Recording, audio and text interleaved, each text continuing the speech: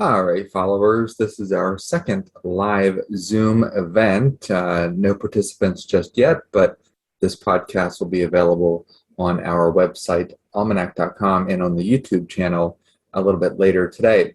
So we are going to do a little overview of the weather forecast going forward, and this is what's called a water vapor imagery. This is showing Hurricane Larry, which is a Category 3 hurricane in the Atlantic Ocean.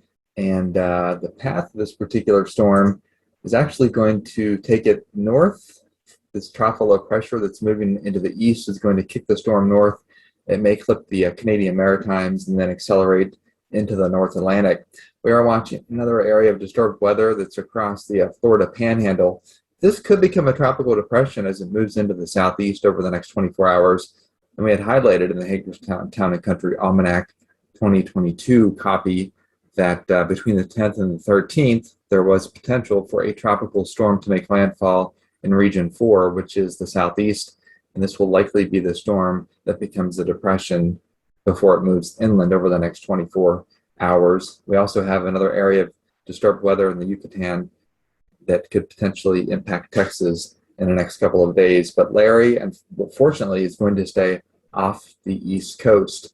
Here is the tropical Eastern Asia water vapor. What this is showing is water vapor imagery overseas, and we have two major storms impacting. One is in the Philippine Sea, and the other is advancing in the South China Sea. And these two particular storm systems will cause some problems going forward. And here's the track of Larry, again off the East Coast, so it will not be a problem. However, the rip currents will be a little bit dangerous along the East Coast over the next couple of days just because Larry is churning up the water quite a bit. The other two storms, in the Philippine Sea and the South China Sea, heading for Taiwan a little bit later in the week. And the second one is a storm system that looks to stay well south of Hong Kong, but perhaps make landfall later this week near the Hainan Island or the northern part of Vietnam. And here are some of the other weather alerts in effect across the globe right now. We have forest fire and fog alerts in northern China. And in France, it's been rather warm. They're having severe weather to contend with today. And in the United States, not too many alerts going on at this particular moment. Sea surface temperature anomaly chart shows where the waters are pretty warm. Warm waters off the East Coast, also warm waters just south of Alaska, and plenty of warm water for these typhoons to feed off of in the Western Pacific. So no shortage of supply of energy for these particular storms. Here is the local forecast for Super Typhoon Chantu. This will become a news item going forward over the next couple of days as it nears Taiwan. And then on the 13th, likely makes landfall in China. That's going to cause considerable damage and very heavy rain as it makes impact or landfall north and east of Hong Kong. As we go back here and look at the other tropical system, this is Tropical Storm Kansan. This will likely stay well to the south. Most of these storm systems going forward later in the fall season, they tend to make landfall if they move into the South China Sea towards the northern part of Vietnam, and that would be the 13th, 14th, and 15th of September. Most of those storms that hit northern part of Vietnam don't really produce that much wind damage, but they do produce heavy rain that causes flooding. So those are the three storms of concern. Larry will clip the Maritimes in Canada, but won't be an impact. Back home and across the East Coast, what we have is a trough of low pressure that is producing a line of showers. This cold front is moving into western parts of Maryland, and these showers will move across the mid-Atlantic late this afternoon into tonight, but not expecting any severe weather with this particular storm system. The reason why is because we have a lot of dry air aloft, and dry air limits the coverage of storms. And climatologically, we are out of the season for, or we are getting out of the season for severe weather across much of the mid-Atlantic, but it can happen in the early part of September.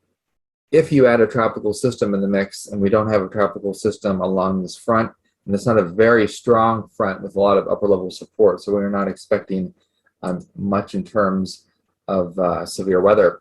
We do have some cooler temperatures behind it. You can see the yellow shadings, 50s and 60s across the upper Great Lakes. Some of that cool air is going to move into the mid-Atlantic, and temperatures as of this afternoon, as we look a little bit closer into the mid-Atlantic and focus a little bit on the Philadelphia area, what we see is our temperatures are generally in the 80s across much Philadelphia.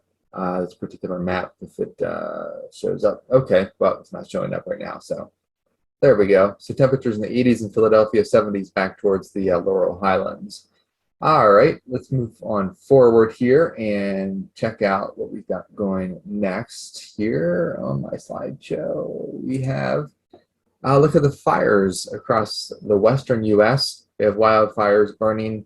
As a matter of fact, several significant fires have been taking place over the last couple of days in the state of California. And speaking of fires, here's where all the smoke is, vertically integrated smoke, meaning integrated into the atmosphere, very heavily across the northwest. And you can see this little dome of smoke. This is an upper level ridge associated with high pressure. So the smoke is traveling along the periphery of that ridge into the central part of the U.S. We have a little bit of smoke here along the periphery of our cold front that is moving into the east. So if you notice the sky is a little bit hazy, that's because of the smoke in the atmosphere. So what's going to happen in terms of the smoke going forward? Well, we do see that across the west, a trough of low pressure will move in. That will push the smoke plume from the Great Basin into the central part of the U.S. and also parts of the Midwest. The Ohio Valley will start to clear out a bit, the smoke well behind the cold front, but the focus over the next couple of days will be the central U.S. and across the upper Midwest. Now, when we take a look at the crops and the soil moisture, much of the mid-Atlantic is seeing adequate amounts of moisture, thanks in part to the moisture from Ida. So as we take a look at the drought, just an area of moderate drought along the West Virginia border, that's been chipped away over the last 2 weeks because of the moisture that we got from Ida. And as we look at the number of growing degree days that has been in a surplus because the temperatures have been warm, this is from March 1st to August 28th. We did have a cold stretch in May, but we still had more growing degree days than overall the average. So that's the departure from average, or about well above average here across the mid-Atlantic when you compare it to the 30-year averages. And as we look at the crops, actually the crops in the mid-Atlantic are doing pretty good.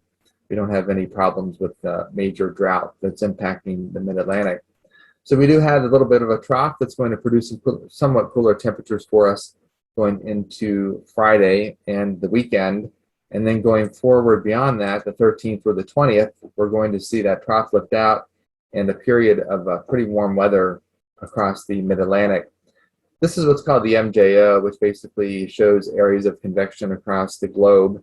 And right now we are in a phase 3. That's why we have activity in the Atlantic. Phase 1, 2, and 3 favors tropical activity in the Atlantic. Once we get to phase 4 and 5, that's when we see more typhoons in the Western Pacific. And since we're starting to lean in that direction, that's why we are seeing the Pacific become a little bit more active. Now, I do want to show you a picture here. This picture, let me switch my screen. All right, let's see here. Share this screen right here. If you remember, a couple of weeks ago, I did a podcast on sunflowers, and traditionally, sunflower fields, they are planted, at least the sunflowers are planted in late July, but they usually reach their peak around Labor Day. In the particular field I was at in the Mid-Atlantic, this is the peak bloom as of Labor Day weekend. So as you can see, the sunflowers look healthy. They have reached their peak of the season. Now, if you plant your sunflower in May, it usually peaks in August. But in this case, they were planted in July, so they reached their peak here around Labor Day. That's a very beautiful sunflower field. There are many across the Mid-Atlantic. All right, now I want to share another screen here. So let's see here. All right. We want to talk a little bit about what's going on in the night sky. So here we go. All right, so if I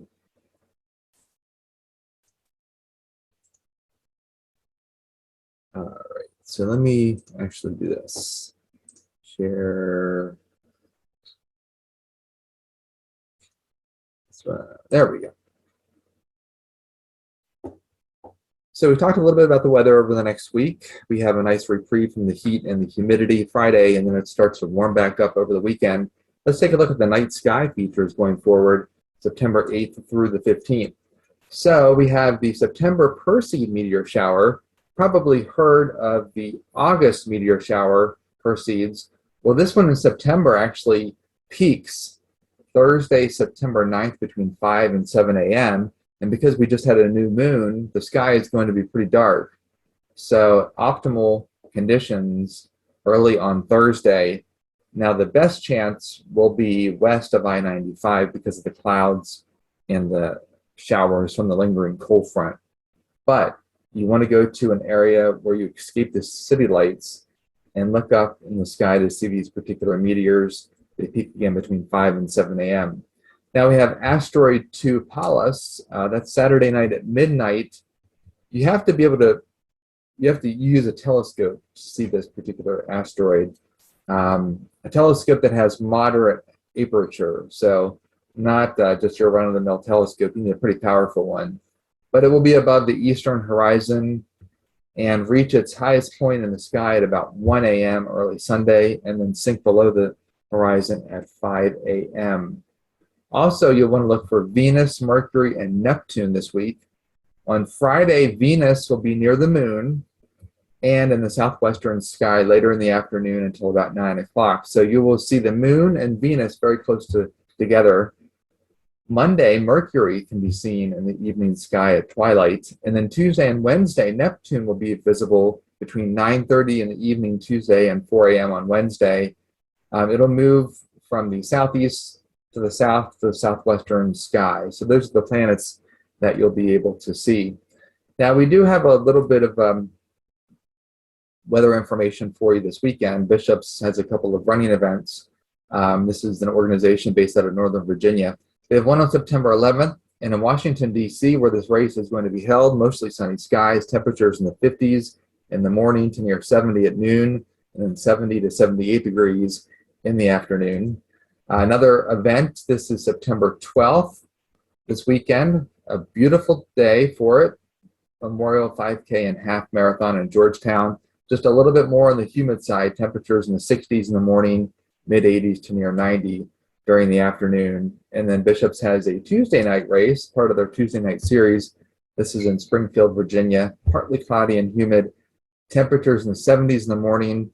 The runners will be running around 6:30 in the evening, and the temperatures will be in the lower 80s, but it'll feel a little sticky because of the humidity. So those are the events going on in terms of the night sky and some of the forecasts, and a little bit about the forecast going forward as we head in throughout the next 7 days. So in the Hagerstown Town and Country Almanac on our webpage, you can see the outlook for September. We don't have any severe weather forecasts in September. You can see the general trends here going forward through the middle part of the month. We do identify the 8th, which is the day this is being recorded or live, being a warm and humid day. And then we had some showers and storms in the forecast, the 11th to the 13th.